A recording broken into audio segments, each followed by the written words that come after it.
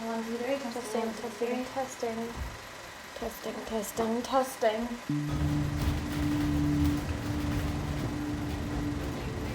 Now I'm struggling. No, you're doing so good. No, I think we should lead off. But it is quite a long walk, and we can't get onto the river because no one repairs the stairs. Over the bridge! Woo! No hands! Over the bridge. Should you capture it? I feel like it's coming off. Actually, just remembered. Clay pipe. Oh yes! You found a bit, well done. Oh, and it's got engraving on it. It's very interesting to see what people are picking up. Yeah, I know. And then learn about it, because that's when you realise it's something that's worth picking up for your Yeah, just keep walking. Just to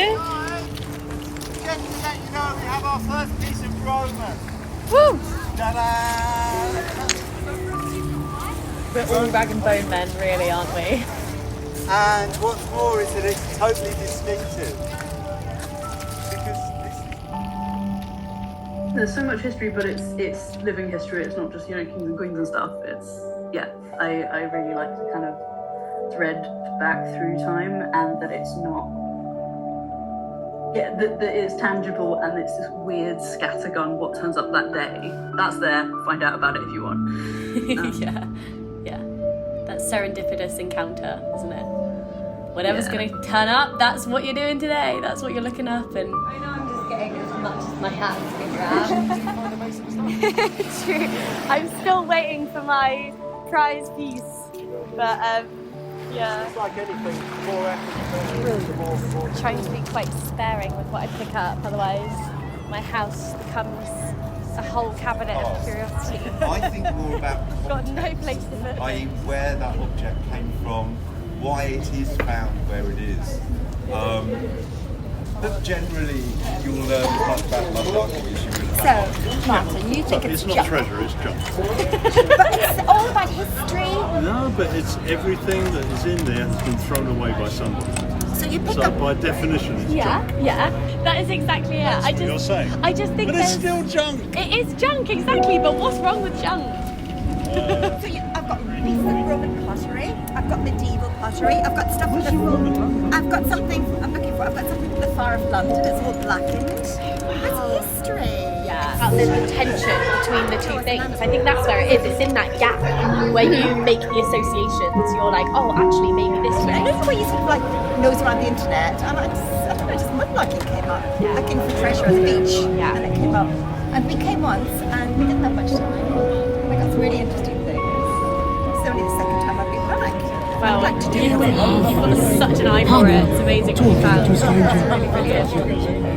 Yeah, I discovered, I can't remember at what point I found the giant Facebook group where people sort of share their finds, but that, I think it was around the time that someone told me that I needed a license, and I started looking about what that is and how to get it and all And that. often they look at me and they're like, oh, you've done this before, and like, do you have a essentially like, do you have a license? And I'm like, yes, done this before, got a And then license. the Facebook groups are kind of, it gets kind of addictive. The online content, or like the Instagram reels, where you can kind of get this little remote hit of finding treasure. But also that people will go, I found this, what is it? And then there's a long discussion where people share, oh, I think it's this, no, I found this, no, it looks like this thing that my granny had, and people kind of like decode the objects. Last 10 And I years, really like that. since social media, it's increasing massively in popularity, for better and for worse, to be honest. There's a lot more people doing it, so there's less finds to find physically, and there's a lot of good, responsible people who do it properly. But yeah, kind Unfortunately, of, there's a few like, if I can very like chuck a minority. nice flower in the water and then do my mudlark, then I'm like, if I'm nice to you, you'll be nice to me. Like, I'll find The something majority good. of people do it for the love of it, and it's a very sociable and very friendly. Especially thinking about the watery landscape of London and all of those kind of hidden rivers. So from here to Yeah. there, you're just getting your eye in. And what you need to do, which is what kids are really good at doing, is open your brain. Don't make judgments, right? Don't think about what it is. Just spot something that looks different. And I like the kind of layers And then of whenever you meaning find get, anything, like, wait till you've got a handful, come and ask me what it is. And then we can start saying, like, this is wrong. what makes something valuable or important. I come from a long line of kind of like beachcombers and charity shoppers, and my dad can't walk past a skip. So there is this kind of like, I don't know, Like magpie magpies, instinct just to be like, pick every little bit, and I Like think a it's mudlark. like a mudlark. And I think that's the thing. That's kind of what I wanted to access is we look at this incredible almost like an archaeological site, which is the whole history of poetry. Where we're just like, well, there's so much going on here, and it's all together, especially with the internet. It's just all in one place. Like chronology isn't preserved; it's just there in front of you, and you just have to look really closely and see what you like and pick it up based on emotion, based on the mood you're in that day, based on if there's something in your head. You're like, I'm searching for a coin. I really want to find a coin, and then you spend your whole time looking for a coin, and that you think that's what you want, and then you see the most beautiful piece of pottery, and you're just like, oh no, that's what I want. And I think It was the pottery all along. there's something there Pottery about being a metaphor for what in poetry? oh gosh, exactly. Who knows? I'm not even there yet. Take home, categorise, look up a bit more. I just wish I could remember like everything that he said.